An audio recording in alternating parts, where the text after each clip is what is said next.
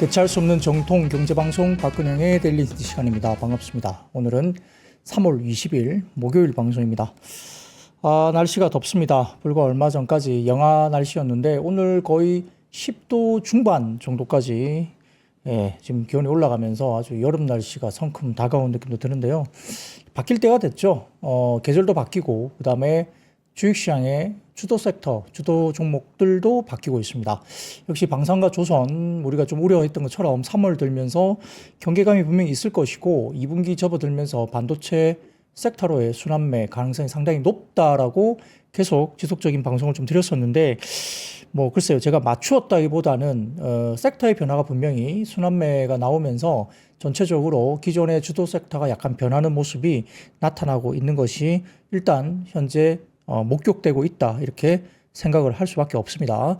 그래서 조선과 방산 쪽이 여전히 주도 섹터로서의 흐름, 그 다음에 업황 이런 것들은 아직도 저는 유효하다고는 보입니다. 그럼에도 불구하고 이제 수급이라는 게 또 그런 것들을 좀 다르게 볼 수 있기 때문에 어떤 한쪽으로 가기 위해서는 어떤 종목을 좀 팔아야 되겠죠. 그런 측면에서 여전히 삼성전자 중심으로 수급이 쏠리고 있고 그에 대한 지수 상승, 그래서 코스피가 상승세를 보이고 있는데 실제 오늘 삼성전자 포함한 탑3 코스피 종목과 그 다음에 일부 종목을 좀 포스코 이런 것들 포함하면 약 코스피 한 20포인트 정도를 올린 효과가 있습니다.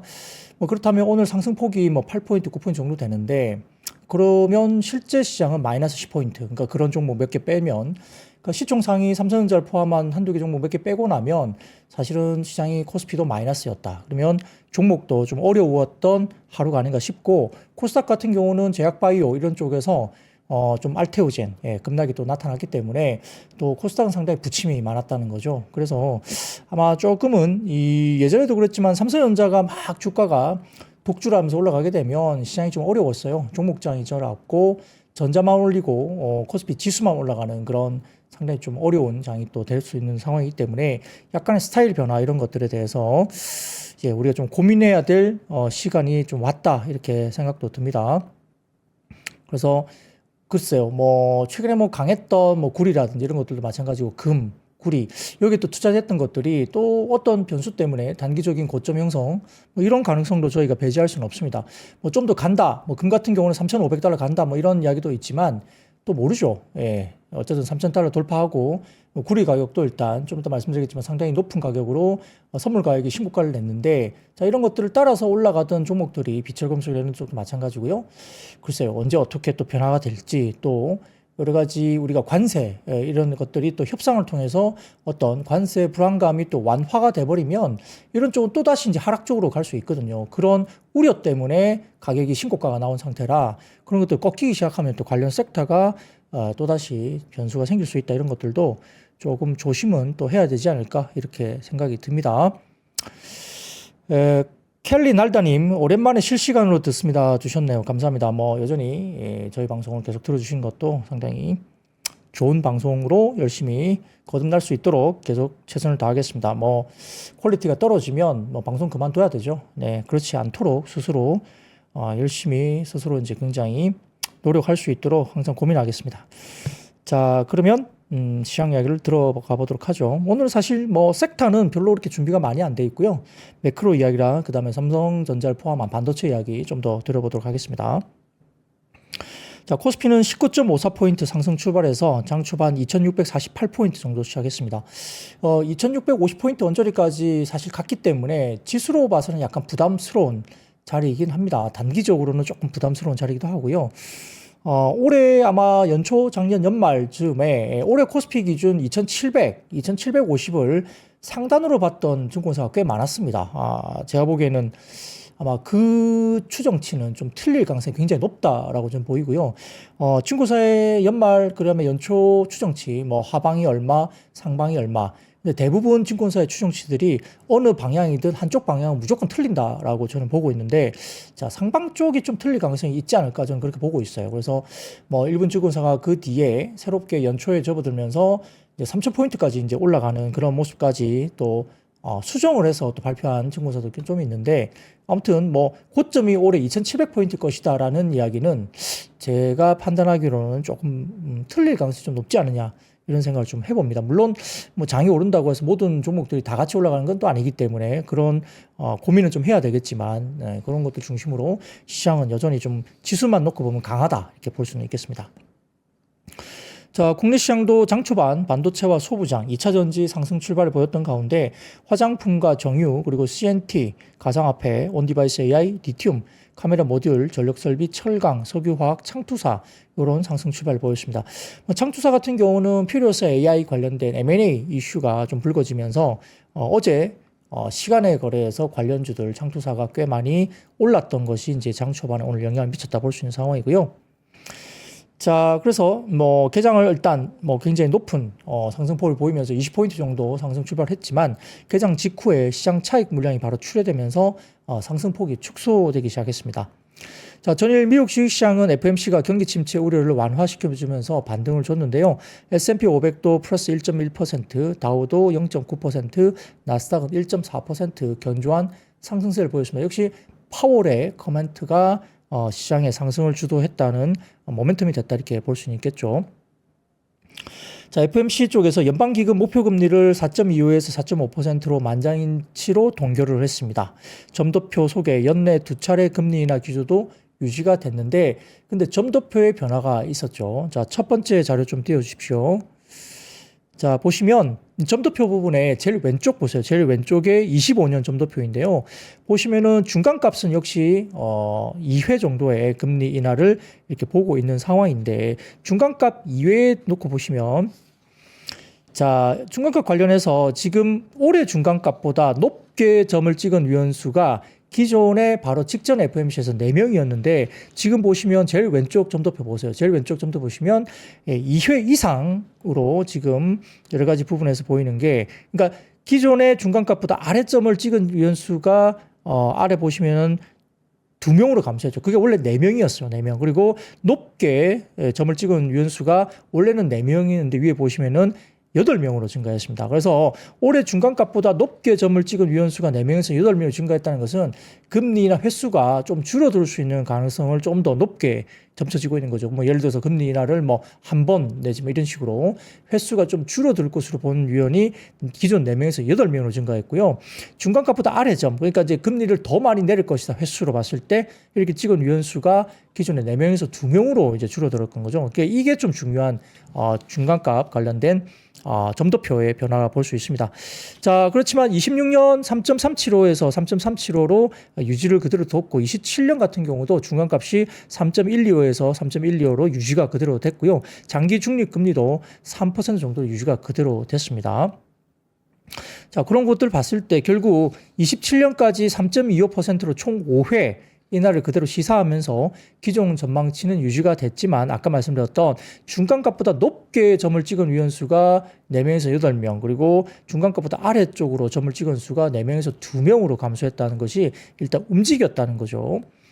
자, 그런 부분들 때문에 살짝 저희가 좀 지켜봐야 될 것이 뭐냐. 그러면 그 다음 표를 보여드리겠습니다. 자, 그 다음 표 보시면은 제일 왼쪽에 보세요. 보시면은 GDP 관련해서 이야기인데 아마 그 전에 프로젝션 그러니까 그 전에 GDP 관련된 추정치가 2.1%였는데 이번에 1.7%로 하향 조정됐습니다. 그래서 실질 성장률 전망치를 하향 조정한 게 눈에 보이는 것 같고요. 그리고 내년과 내후년 같은 경우는 1.8%로 하향 조정이 조금 됐죠. 기존에 2% 그리고 1.9%였는데 26년을 2%에서 1.8 그리고 27년은 1.9에서 1.8로 살짝 하향 조정했습니다. 자, 이렇게 되면 GDP가 떨어지니까 좀 부정적으로 볼 수는 있는데 자, 아래쪽에 보시면 그 코어 PC가 있습니다. 코어 PC 인플레이션을 보시면은 25년도에 2.5에서 2.8로 일단 인플레 지표를 올라가는 쪽으로 봤어요. 자, 근데 그 오른쪽 보시면 26년도, 27년도는 26년도가 2.2에서 그대로 2.2, 그리고 27년도는 2.0에서 2.0으로 그대로 올렸거든요. 자, 이걸 해석을 해보면 기본적으로 코어 PC 인플레이션, 이 인플레이션 지표가 올해는 일단 관세 우려 때문에 관세 관련된 영향으로 약간 인플레 지표가 올라가는데 코어 PC가 26년과 27년은 기존대로 그대로 하향 조정된다는 거 그대로 유지를 했죠.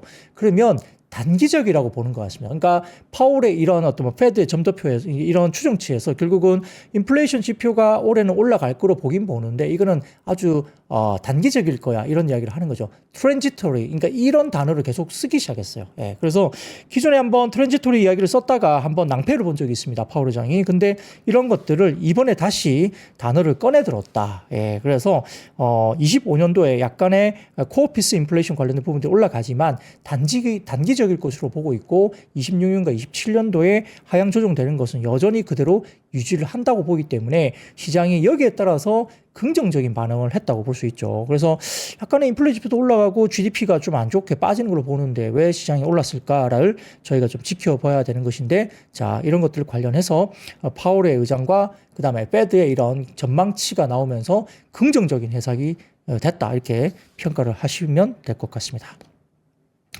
자, 그래서 경기 침체 우려가 완화되면서 미국 시장은 전업종이 반등을 하면서 낙폭이 컸던 업종 중심으로 상승세가 나타났습니다.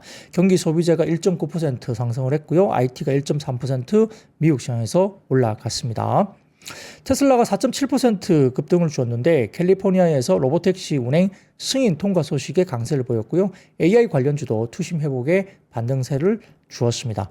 자, 여기 따라 국내 코스피는 연일 외국인 현물 순매수가 지속되면서 4거래일 연속 상승세를 보였는데 오늘 국내는 반도체와 화학 등 낙폭이 컸던 업종 중심으로 역시 반등이 좀 나왔고요. 외국인은 4거래일 연속 현물 순매수가 들어왔습니다. 오전 기준으로 본다면 외국인들은 현물은 919억 원, 선물은 4,409계약 순매수를 했고요. 오후장 들면서 현물 매수 규모는 더 키웠습니다. 금융투자도 만기 이후 매수세가 들어오는 모습으로 보이는 상황입니다. 메모리 반도체 가격 반등에 힘입어서 삼성전자, 하이닉스가 각각 삼성전자는 6만 전자를 회복을 했습니다. 종가 기준으로요. 그리고 하이닉스는 21만 원 돌파가 됐습니다. 시도를 했죠. 21만 돌파 시도를 했습니다. 자, 오늘 미국 주식시장 장마감 이후에 마이크론 테크놀로지 실적 발표 예정하고 있는데 관련 기대감도 역시 유입되고 있고요. 좀 이따가 마이크론 관련된 추정 리포트 관련된 부분은 제가 좀 이따가 말씀을 드리겠습니다. 자, 오늘 같은 경우에는 SK온이 닛산 미국 자동차 공장에 15조 원 규모의 배터리 공급 소식이 들렸죠. 2차 전지인 SKIT와 삼성 SDI도 강세를 보였고요. SDI가 눈에 띄게 많이 올라왔죠. 자, 그리고 LG화학 같은 경우는 1분기 영업이 흑자 전환, 이건 뭐 최근에 리포트가 나왔었습니다. 1분기 실적이 괜찮아진다 라는 리포트가 나오면서 최근에 강세를 여전히 오늘도 나타냈고요. 컨센 상회 전망에 2거래일 연속 강한 반등세가 나왔습니다. 화학 전반 양호한 주가 흐름도 LG화학이 이끌어 갔다 보시면 될 것 같고요. 낙폭과대 업종 중 하나인 철강도 최근 레이팅 지속되고 있는데 포스코 홀딩스가 저점 대비 50%나 급반등을 최근에 줬습니다. 그래서 최근에 반도체 IT와 더불어서 철강과 화학에 대한 주가의 반등세도 눈여겨보셔야 된다 말씀을 드리고 있는데, 순수 NCC 같은 경우는 조금 아직 힘들죠. 업황에 대한 둔화가 여전히 지속될 것이다 보고 있으면서 NH투자증권에서 롯데케미칼에 대한 보수적인 전망치가 계속 나오고 있는데, 자, 그래서 뭐 일반적으로 NCC, 그러니까 롯데케미칼과 대한유화보다는 뭐 다른 쪽 이야기가 좀 나오고 있고, 특히 뭐 어쨌든 이틀 동안은 LG화학의 눈에 띄게 급반등이 나왔다는 점도 주목할 필요가 있겠죠. 자, 음식료는 1분기 실적 기대 주가 상승세가 계속적으로 모멘텀이 지속되고 있고요. 어제도 뭐 음식료 이야기를 드렸습니다. 제2의 삼양식품을 찾기 나오면서 어제는 또 오리온이 주가들이 올라왔고요. 롯데 웰푸드, 오뚜기 등 이야기가 오늘 흘러나오면서 주가들이 좋게 올라갔죠. 자, 그리고 방산 같은 경우는 하나시스템과 현대로템, 그리고 조선은 현대중공업 등 차익 실현에 지수 상단을 제안했습니다. 코스닥은 업종별 선별적 움직임이 나타났는데 2차 전지와 화장품이 강세를 보였고요. 제약바이오 약세는 특히 오늘 화장품 중에 실리콘2가 눈에 띄게 상승세가 높게 나타나는 것이 눈에 띄게 나타났습니다. 코오롱 티슈신 차익 실현 매물 출회되면서 하락세였고요. 제약바이오 투심이 위축으로 이어지면서 지수 하방 압력을 코스닥 쪽을 실어줬습니다. 자, 그리고 실리콘2 말씀드렸듯이 코스메카 코리아 등의 화장품도 호실적 기대 강세를 보였고요. 내일 잠정 수출 발표 예정이 되어 있는데 어떻게 나올지 모르겠지만, 근데 뭐 20일까지라서 이게 집계가 의미가 있나 싶기는 해요. 왜냐면 뭐 그렇죠. 회사마다 뭐 월 초에 집중되는 회사가 있고 또 월 중반에 집중되는 회사가 있고 월 말에 또 수출 지표나 어떤 매출이 또 집중되는 회사가 있기 때문에 중간에 10일씩 끊어서 이렇게 발표되는 것이 어떻게 보면 사실 의미가 없을 수도 있습니다. 근데 뭐 왜 이렇게 발표한지는 모르겠는데, 아무튼 뭐 잠정 수출 발표가 예정되어 있기 때문에 한번 지표는 좀 지켜볼 필요는 있겠죠. 자, 그리고 신규 상장 종목 한택, TXR 로보틱스 등등 이쪽도 장중에 급등세가 나타났고요. 창투사, 정부의 퓨리오사 AI와 메타 M&A 심사 소식이 들리면서 이 창투사 관련주도 일단 긍정적인 영향을 미치기는 했습니다. 자, 삼성전자가 지난해 11월 이후에 처음으로 6만 전자에 진입을 했습니다. 최근 반도체 업황 반등 기대감이 있고요. 장기간 부진했던 삼성전자로 외국인들 저가 매수가 집중되고 있는 모습이고 뭐 그 이유는 최근에 계속 반복해서 제가 말씀을 드렸던 것 같습니다. 엔비디아 GTC 2025 행사 진행하면서 HBM 납품 기대감이 더 증가됐다 볼 수 있겠고 최근에 모건 스탠리의 투자 의견 상향 등 호재가 또 이어지고 있죠. 모건 스탠리가 겨울 드립을 치다가 최근에 약간 자기네들의 어떤 포지션을 좀 변경했다. 오랜만에 변경했다 말씀을 어제 제가 리포트 이야기를 좀 드린 것 같습니다. 자, 오늘도 전기전자 업종 중심으로 외국인 투자자 매수가 지속됐고요. 6만 원 선에서 개인 중심의 매수가 출회되는 것으로 또 판단하고 있습니다. 자, 새벽에 진행된 FOMC에서 파월 연준 의장은 경기 침체 가능성을 낮게 보고 있고요. 관세로 인한 물가 영향은 단기적일 수 있다는 발언으로 시장 우려를 잠재웠고요. 올해 2회 금리 인하 전망도 유지가 됐습니다. 더군다나 좀 이게 중요한데 QT의 속도 조절이 발표가 됐죠. 이것도 굉장히 시장에 긍정적인 반응이 보입니다. 유동성 관련해서 일단은 QT의 속도 조절 이것도 시장의 유동성 공급을 그대로 유지될 수 있도록 하는 것이기 때문에 시장의 긍정적인 이야기로 될 수 있겠죠. 성명문에서 결정이 됐다고 밝혔습니다. QT 속도 조절, 그것도 긍정적이었다. 자, 하지만 중국의 이민은행 기준금리 동결 등 중앙은행 이벤트를 소화하는 과정에서 오늘 같은 경우에는 아시아 증시가 차익 실현, 매물 출회되는 움직임을 나타내기도 했습니다. 자, 국내 증시는 장 초반 FOMC 반영하면서 상승 출발 보였지만은 후반에 상승폭을 축소시켰고 코스닥은 마이너스로 마무리를 했습니다. 업종별로 본다면 올해 상승폭이 컸던 방산, 조성 등의 업종 차익 실현 매도로 하락하는 모습을 보인 반면 낙폭거대 업종인 2차전지, 반도체, 철강, 화학, 소비재 업종들이 상승하면서 순환매 양상이 나타나고 있죠. 이제 업종별로 조금 더 구체적으로 본다면 반도체 업종은 강세였는데 젠슨황이 블랙웰 울트라에 삼성의 참여를 기대하고 있다 밝혔습니다. 근데 아직까지도 뭐 콜을 안 주고 있잖아요. 정식적인 콜은 아직 안 주고 있죠. 립 서비스 정도로 마무리되고 있습니다. 이게 공식적으로 콜 테스트나 이런 거에서 통과가 되는지 좀 확인이 필요한데 아무튼 아직까지는 젠슨황이 삼성에 대해서 립 서비스만 하고 있죠. 업황 개선 기대감과 HBM4 공급 등 기술 경쟁력 상대적으로 견고한 SK 하이닉스도 한미 반도체도 그리고 이오 테크닉스까지도 반도체 업종 상승을 이끌었습니다. 2차전지 업종도 강세였는데 SK온, 닛산의 배터리 공급 계약 체결 소식이 나오면서 SK이노베이션과 아이테크놀로지까지 상승세 나타났고요. 삼성 SDI는 대표이사의 자사주 매입 소식이 이루어지면서 긍정적으로 반영을 한 것 같습니다. 철강과 화학 등 낙폭과대 업종들도 일단 업종 업황 반등, 업황 기대감이 기대되면서 매수세가 유입됐다 볼 수 있는 상황이고요. 포스코 홀딩스 같은 경우는 일본 제철 지분 매각 후에 주주와는 사용 계획이다. 지배구조 투명화 이런 주주총회 관련된 이야기가 나오면서 오늘 상대적으로 높은 상승률을 보였습니다. 현대제철과 LG화학 등도 동반 상승세가 나타났습니다. 자, 방산과 조선 등 차익 실현 매도가 지속됐고요.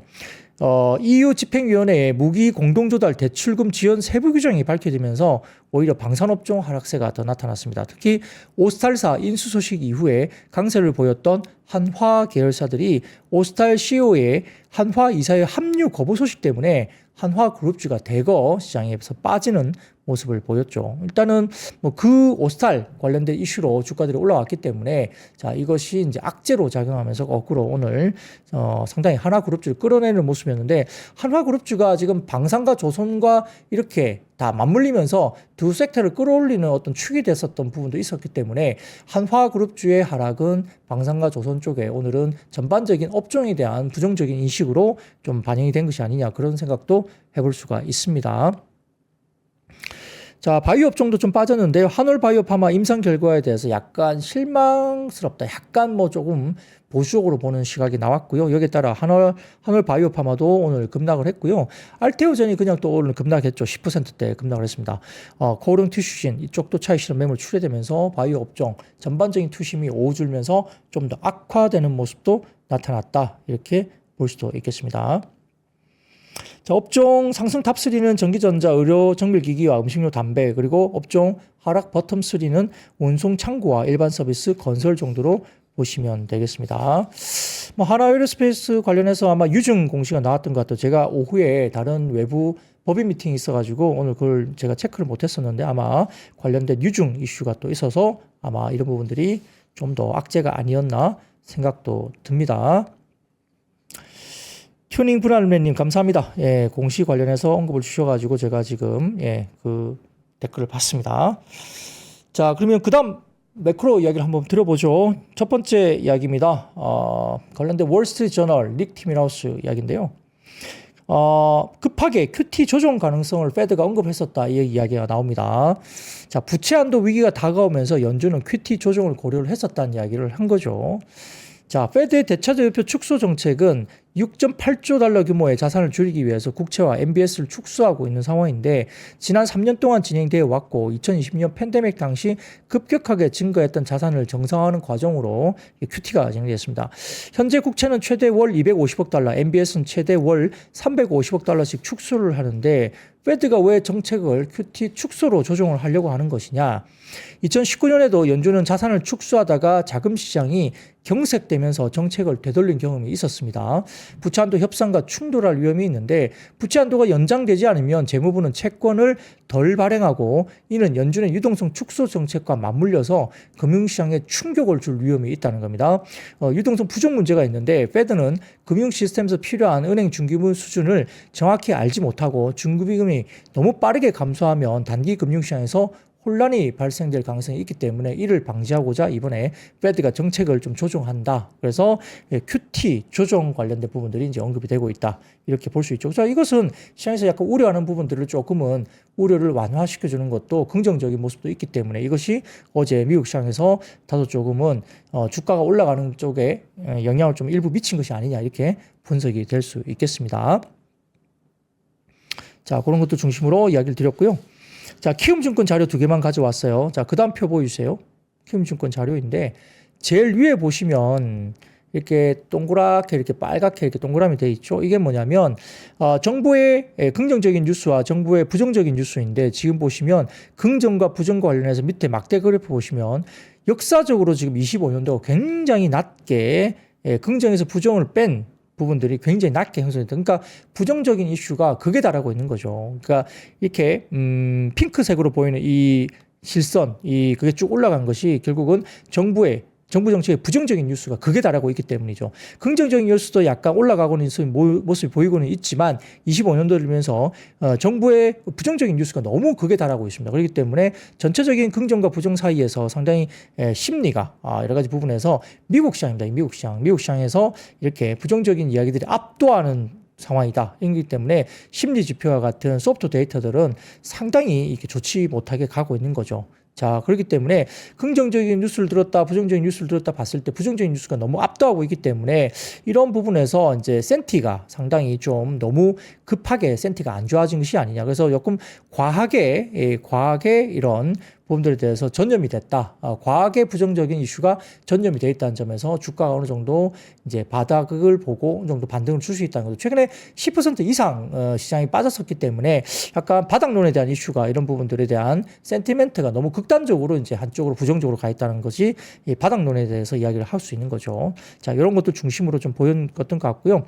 자, 그 다음에 아까 보여드렸던 그 표를 보여주시면 가운데 표를 보면 나스닥 지수 대비해서 이제 불베어 스프레드인데 가운데 표입니다. 가운데 파랗게 왔다 갔다 하는 부분 보시는데 이 파란색 부분의 실선이 바닥에 끝까지 내려와 있죠. 이게 보면 불베어 스프레드인데 이게 베어 부분이 너무 강하다는 거고요. 거의 이게 지표가 바닥권까지 와 있습니다. 이겁니다. 이거 파란색 지표가 불베어 스프레드. 그러니까 불 쪽으로 강하면 위에 올라갔을 것이고 베어가 강하면 아래쪽으로 와 있는데 이 불베어 스프레드가 역사적인 저점 수준 정도까지 거의 다 내려왔다는 겁니다. 그래서 단기 바닥론 이야기가 좀 뒷받침되는 기술적인 지표인데 다만 이제 추세적인 반등이 나오려면 이 바닥에 대한 부분들을 조금 더 확인할 시간이 좀 필요하겠죠. 그래서 단기 바닥론을 좀 이렇게 우리가 뒷받침할 수 있는 펀더멘탈적인 뭐 기술적인 부분이지만 이 바닥은 한 번에 잡히지는 않을 수 있다. 그래서 약간 울퉁불퉁하게 바닥을 다중 바닥을 좀 보여줘야 되는데 아무튼 이런 것들이 단기적으로 센티가 지금 지표로서는 좀 바닥론에 근접한 것이 아닌가라는 이야기를 미국 시장에서 할 수 있는 지표이죠. 자, 그래서 그 밑으로 보시면 M7 선행 PER과 나스닥 선행 PER 보이는데 이게 추세적으로 2020년부터 쭉 그어보면 대략적으로 지금 이제 바닥권에 좀 진입하는 모습이 나타나고 있다고 이제 보고 있는 것 같습니다. 밸류에이션 상으로도 많이 빠져 있다 이렇게 보시면 되죠. 자, 그러면 그 다음 표를 보여드리겠습니다. 이 키움증권 자료인데 보시면은 이거 그 다음이죠. 그래서 최근에 보면 3월 1주부터 수익률 상하이 5개 지표를 보시면 제일 위쪽에 막대 그래프를 보시면 그러니까 위에서 두 번째입니다. 파란색 막대 그래프만 있는 지표 보면 3월 첫째 주에는 철강이 제일 좋았던 수익률이고요. 상사 자본재 조선 등이 있었습니다. 근데 막대 그래프 두 번째 내려오시면 비철과 목재 그리고 기계 그리고 반도체가 진입을 하기 시작합니다. 자, 두 번째 그 막대 그래프를 보면 그렇습니다. 그래서 반도체가 진입을 하기 시작하고요. 그게 3월 둘째 주 수익률이거든요. 네, 이겁니다. 3월 둘째 주 수익률에서 반도체가 진입을 합니다. 기계가 그 위에 있고요. 방산과 기계들이 그 위에 있는 거죠. 자, 그리고 제일 마지막으로 내려주시면, 제일 마지막으로 내려주시면, 이제 3월 세 번째 주부터 이제 방산 3사 자본재가 조금 이제 아래쪽으로, 물론 수익은 나고는 있지만 좀 아래쪽으로 처지고 있고, 조선도 두 번째 정도 있지만, 반도체가 치고 올라오고 있죠. 반도체가. 제일 마지막 3월 셋째 주 수익률입니다. 그래서 반도체가 아마 이렇게 이야기가 들어들면서 반도체에 대한 부분들이 눈에 띄게 수익률이 이제 점점점 올라오고 있다. 그러니까 스타일이 변하죠. 순환매가 나타나는 점. 자, 이런 것들도 우리가 얼마나 더 오래 갈지 모르겠지만 어쨌든 기존의 기계, 조선, 방산, 상사 자본재 이런 것들에 대한 이야기들이 흘러나오고 있지만 역시나 그쪽이 뭐 상위권에 포진되어 있는데 반도체의 약진이 눈에 띄게 보인다는 점도 우리가 좀 고민을 좀 해야 되겠죠. 자, 이런 이야기입니다. 이런 부분에 대해서 아무튼 저희가 이제 매크로 지표 말씀을 좀 드렸고요. 자, 샀다 하면 상한가님. 야, 이게 뭐 이 아이디가 상당히 긍정적이고 공격적인데 이렇게 정말 하시는지 부럽습니다. 뭐 간만에 라이브 듣는데 뭐 녹화 방송을 뭘 듣고는 있지만 꼭 해드리고 싶은 말이 있었는데 막상 생각이 안 나신다고 하시지만 그래도 언제나 화이팅이고 열심히 노력하시는 만큼 부자 되십시오 주십니다. 저도 부자 되고 싶습니다. 노력하고 있고 부자가 됐으면 좋겠어요. 저도. 네. 자, 그러면 매크로 지표까지 이만큼 말씀을 드리고요. 자, 그래서 오늘 매크로 이야기가 조금 더 길었습니다. 오늘은 사실 뭐 크게 볼 섹터들이 많이 없습니다. 자, 그러면 원래 이제 오늘 역시 반도체 이야기가 되고 있는데 부분들을 먼저 말씀을 드리겠습니다. 자, 지난밤 뉴욕 시장에서도 반도체, 필라델피아 반도체 지수가 0.99% 상승세를 보였습니다. 엔비디아가 1.8, AMD가 2.63, TSMC가 0.36, 브로드컴이 3.66%, 마이크론 테크놀로지가 0.33 상승을 했습니다. 자, 젠슨 CEO가 CNBC 인터뷰에서 트럼프 행정부의 관세 정책에 대해서 단기적으로 뭐 엔비디아는 큰 영향은 없을 것이다. 협력 기업들이 제조 시설을 미국으로 가져오려 하고 있고 단기적으로 관세 영향은 유의미한 수준은 아닐 것이다 라고 굉장히 자신감을 피력을 했습니다.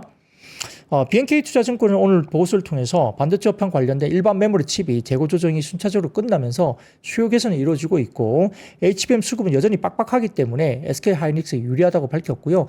일반 메모리 칩이 우리가 이제 레거시를 이야기하는 것들 이런 것들이 스마트폰, PC, 서버에서 차례로 재고 조정이 완료돼서 수요가 나아지고 있다 평가를 했고요. 특히 플래시 메모리 칩의 일종인 낸드 같은 경우는 공급자 감산과 모바일 PC의 수요 증가 덕에 공급자 가격 인상이 시도되고 있다. 4월 달부터 지금 가격 인상이 이야기되고 있죠. 삼성전자에 대해서는 작년에 AI 노출도가 낮았고 일반 메모리 레거시의 재고 조정 피해를 그대로 겪었지만 올해는 이 일반 메모리 중심으로 시황이 호전될 것이다라고 평가를 했습니다. 그러니까 전자에 대한 최근의 레거시 제품의 가격 반등이 상당히 가격 탄력성이 올라갈 수밖에 없는 것이죠. 자, 그래서 기본적으로 삼성전자에 대한 여러 가지 뭐 수급이라든지 긍정적인 뷰가 많아지고 있다. 뭐 그렇다고 해서 우리가 SK 하이닉스를 부정적으로 볼 필요는 없다고 이야기를 드렸습니다. 다만 이제 삼성전자에 대한 HBM의 진입 가능성, 그러니까 엔비디아 쪽의 진입 가능성이 좀 높아지면서 이 부분도 조금 더 삼성전자가 역시 프리미엄을 못 받고 있었기 때문에 이 부분이 약간의 하이닉스의 점유율도 가까울 수 있다는 점에서 하이닉스보다는 삼성전자에 대해서 조금 더 긍정적인 뷰를 가져갈 수 있지 않을까 이런 생각도 해볼 수 있습니다. 자, 지금 삼성전자가 주가가 좀 올라오긴 했지만은 지금 글쎄요.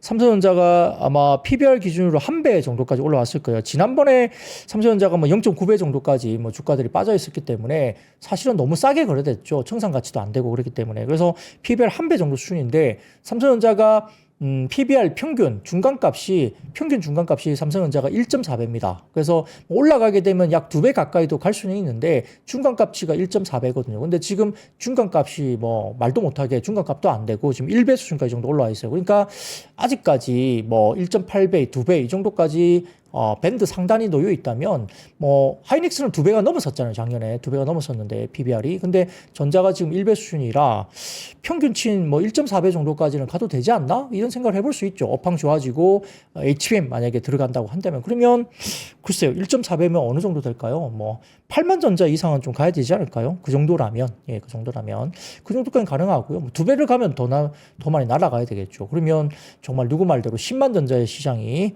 삼성전자가 될 수도 있다는 생각도 듭니다. 뭐 과거에 1.8배, 2배 정도까지 갔었기 때문에 그러면 뭐 글쎄요, 모르겠어요. 우리는 뭐 거기까지 PBR 뭐 밸류를 줄 수 있느냐 그건 수급의 문제인데 아무튼 이제 그냥 논리적으로만 생각하면 그럴 수도 있다는 이야기를 할 수 있습니다. 그래서 전자가 무겁기는 해도 또 그런 시장이 가끔씩 올 수 있다. 삼성전자가 과거에 상한가 간 적도 있었기 때문에 뭐 그런 것도 있는 거죠. 살다 보면. 그렇다고 생각이 듭니다. 자, 그러면 하나증권에서 이 반도체 관련된 부분에 대해서 트렌드 포스 2분기 메모리 가격 상승 전환할 것으로 상향했다는 리포트가 오늘 나왔었는데 25년 2분기 디램 가격 상향 조정이 되고요. 3분기 가격 상승폭도 확대될 것으로 얘기를 했습니다. 트렌드 포스는 3월 18일 보고서를 통해서 25년 2분기 PC와 서버 디램 가격은 전분기 수준, 모바일 디램은 전분기 대비 0에서 5% 상승을 하면서 일반 디램의 가격은 5%까지 하락, 그리고 HBM 가격 포함 가격은 3에서 8% 상승할 것으로 전망치를 상향 조정했습니다. 그러니까 디램이 약간 하락폭이 줄어들면서 전반적으로 가격은 올라간다고 하는 거죠. 25년 2분기 디램 가격은 기존 가격에서 상향 조정한 이유는 스마트폰을 필두로 서버와 PC 예상보다 출하량이 양호하기 때문에 재고 축소가 양호하게 진행되었기 때문으로 봤습니다. 어제 제가 델 CEO 말씀드렸잖아요. 델 CEO가 AI와 그 다음에 여러 가지 윈도우 교체라든지 이런 것들 때문에 전체적으로 지금 PC 수요가 본격적으로 올라갈 사이클이라고 이제 아주 공격적인 적극적인 델 CEO의 언급이 있었다 이야기 드렸었죠. 뭐 그런 것들이 반영되고 있는 걸로 보입니다. 25년 3분기 일반 디램 가격은 3에서 8%, HBM 포함 가격은 8에서 13%까지로 상승폭이 확대될 것으로 전망을 했고요.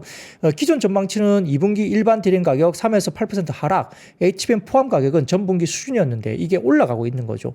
그래서 결국은 일반 디램의 조기 안정화를 전망하면서 삼성전자와 SK하이닉스의 디램 가격을 각각 25년 1분기 마이너스 5%, 1% 그리고 25년 2분기를 0%와 5%로 가정해 놓았는데 디램 업황이 조기에 안정화되는 게 확인이 된다면 컨센서스의 상향이 아마 이루어질 거로 본다는 거죠. 그래서 25년 2분기 낸드 가격도 상승할 것으로 상향되고 있고 3분기에도 상승폭이 더욱더 확대될 것으로 봤습니다. 최근에 샌디스크가 4월부터 10% 가격 인상을 이야기를 했고요.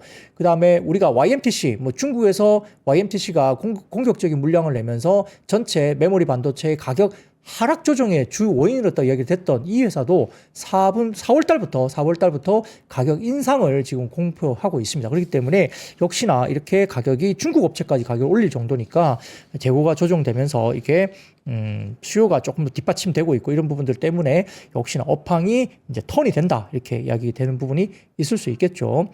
자, 그래서 메모리 가격 가정을 만약에 변경을 하고 영업이익을 전망치를 낸다면 삼성전자가 기존 대비 14% 가격에 대한 상승의 전망치가 나오고 있고요. SK하이닉스는 기존치 대비 7%의 가격 상승세가 나타난다고 보입니다.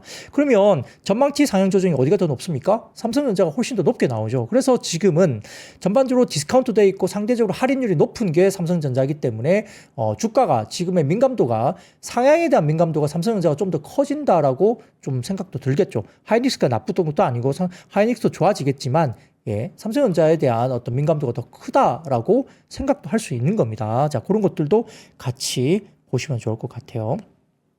그리고 말씀드렸듯이 작년 8월 이후에 외국인들이 30조 원 정도를 팔았는데 그 가운데 79.2%가 삼성전자를 판 겁니다. 그러면 국내 시장에서 그리고 반도체 업황에 대해서 외국인들이 일단은 뭐 배팅을 한다고 생각한다면 한국의 삼성전자, 한국 시장을 산다. 그럼 삼성전자를 채워야 되는 거죠. 그런 입장에서 국내 기관까지 같이 삼성전자를 사준다면 역시 수급이 전자 쪽으로 좀 쏠릴 가능성도 있지 않을까? 그리고 반도체 소부장도 같이 따라갈 수 있지 않을까? 뭐 그런 생각을 조심스럽게 해보는 겁니다. 뭐 그렇게 지켜보시면 좋을 것 같고요.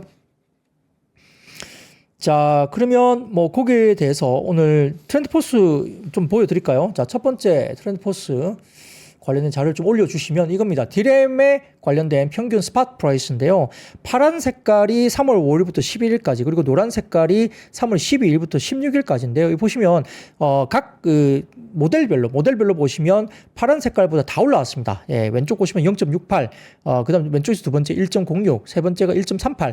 이 모델들마다 1% 이상씩 지속적으로 지금 올라오는 게 보입니다. 스팟 프라이스가 올라오고 있죠. 디램 에버리지 스팟 프라이스. 그다음 막대 그래프 보여드리면 요겁니다. 낸드 에버리지 스팟 프라이스도 보시면 약간 플랫한 모델도 있지만 1.15%, 0.45%, 0.81% 올라오고 있죠. 그래서 메모리 현물 가격 업데이트가 트렌드포스 자료에 따르면 DDR5 강세 반등 속에 DDR4와 DDR3도 가격 상승세가 나타나고 있다 이렇게 보입니다.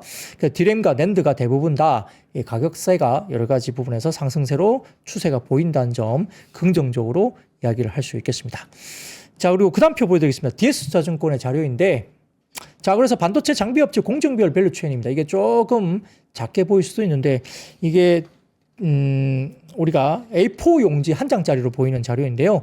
반도체 장비업체 이제 삼성전자 쪽 라인인가, 하이닉스 쪽의 라인인가를 보여주는 자료인데요.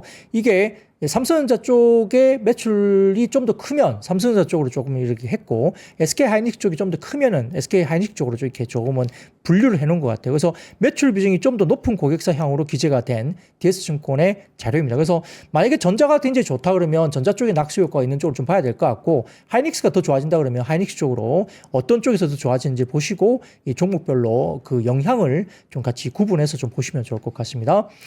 최근 들어서는 주성 엔지니어링 이런 것들 눈에 띄게 최근에 주가들이 올라오고 있는 모습이 보이죠. 주성 엔지니어링 그런 것들도 같이 한번 참고를 해보시면 좋을 것 같고 오늘은 이오테크닉스도 주가가 상당히 좋았습니다. 그런 것도 좀 같이 보시면 좋을 것 같고요.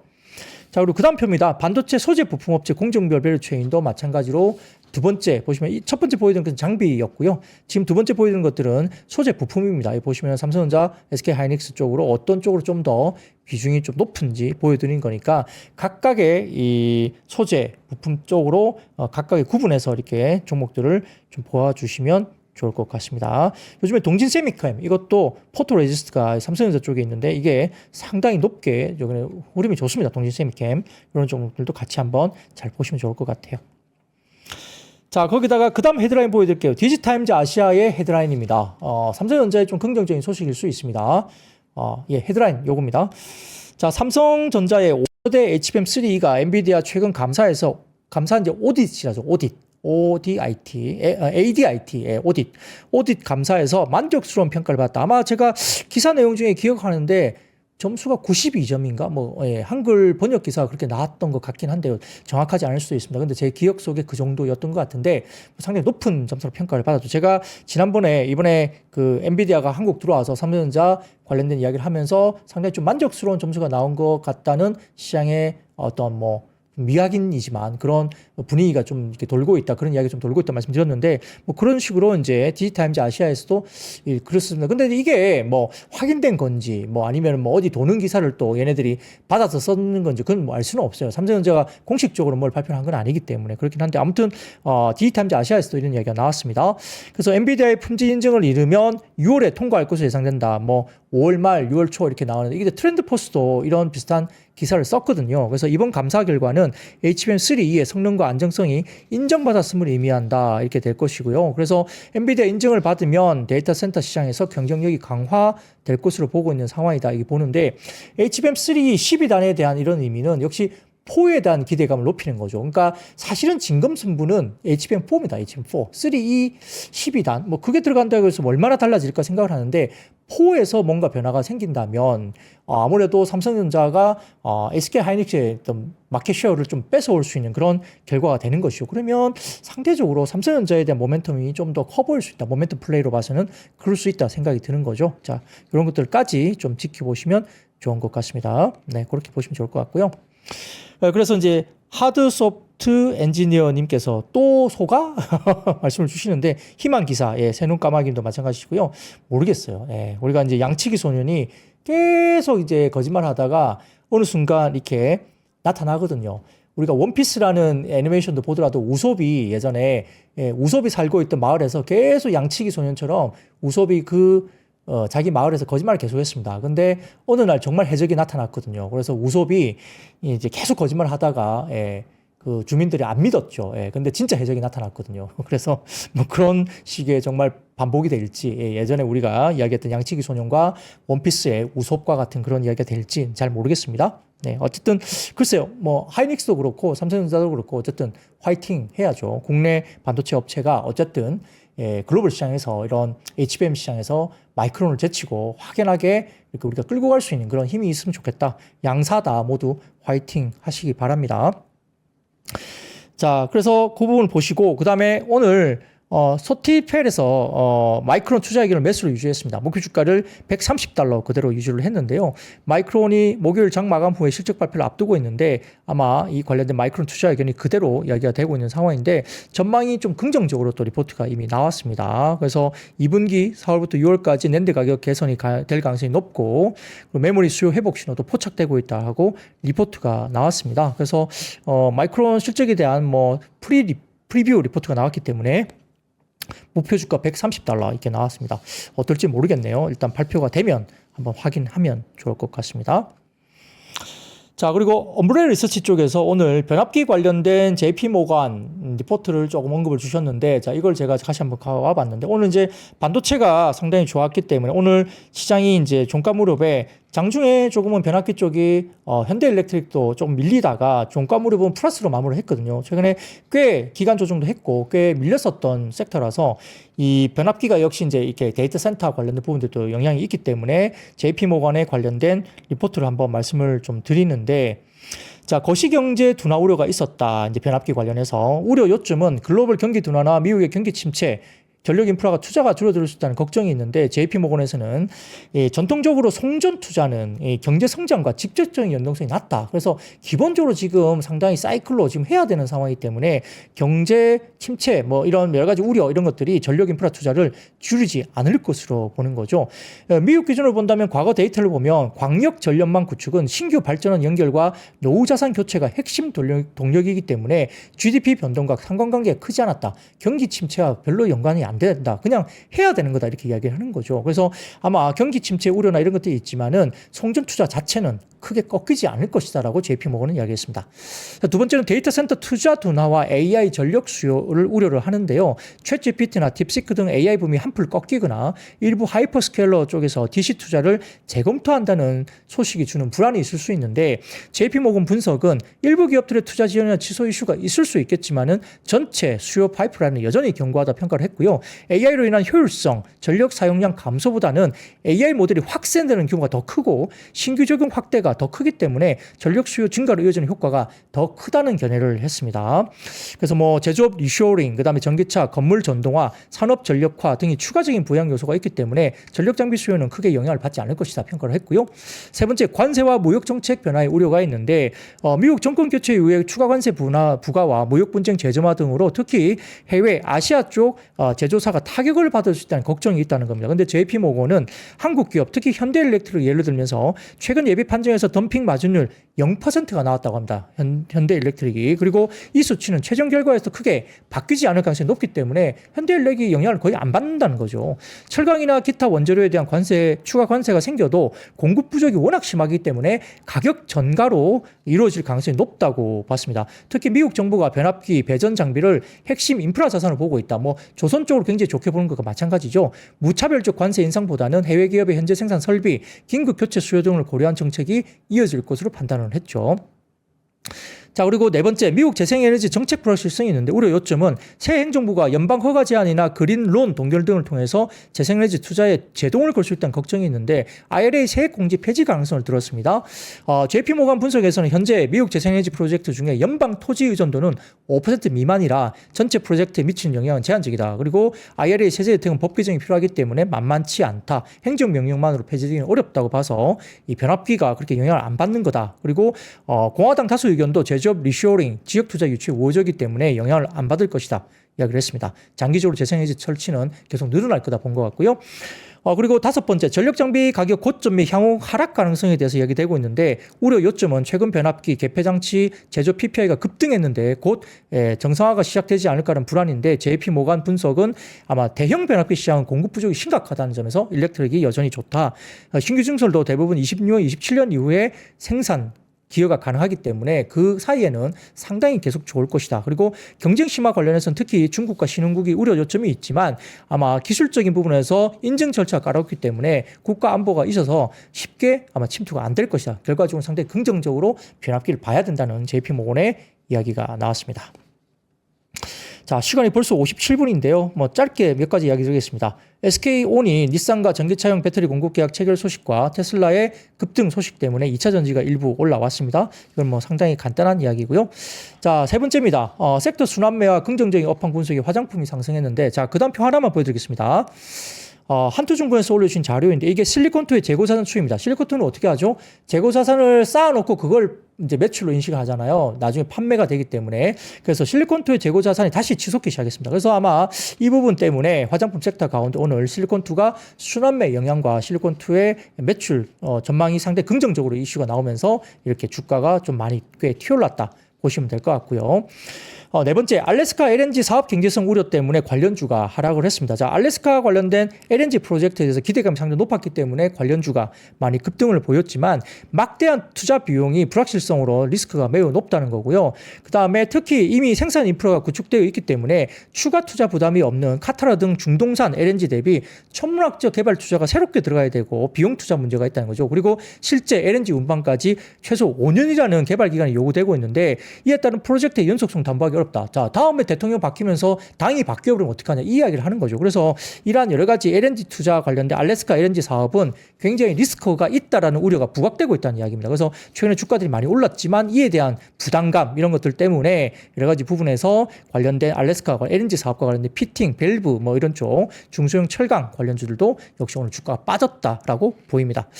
그리고 변동성 확대 분석에 따른 구리 관련주 하락인데 구리 선물 가격이 역사적 신고가를 기록했지만 지금 일부 구리 가격 관련해서 모건 스탠리가 구리 가격 관련된 변동성 확대 그리고 일부 선물 포지션에 대한 여러 가지 롱숏 포지션에 대한 일부 약간의 투자적인 어떤 수급들 이런 것들 때문에 향후에 변동성이 커질 수 있다는 분석 자료가 나왔습니다. 이거는 제 원고를 보시면 그와 관련된 자료가 아주 많이 나와 있습니다. 이거 한번 참고를 해보시면 좋을 것 같고요. 그 외에 헌법재판소 전일까지 윤 대통령 선고일 미발표되면서 일부 정치인맥 관련주가 움직였던 거. 특히 이제 좀 전에 말씀드렸던 구리 관련 자료는 제 리포트를 꼭 한번 참고를 꼭 해보시면 좋겠습니다. 자, 오늘 이야기는 여기까지입니다. 준비한 일 여기까지고요. 내일도 밝게 상승하는 시장을 보면서 방송을 하겠습니다. 여러분 아시죠? I see you.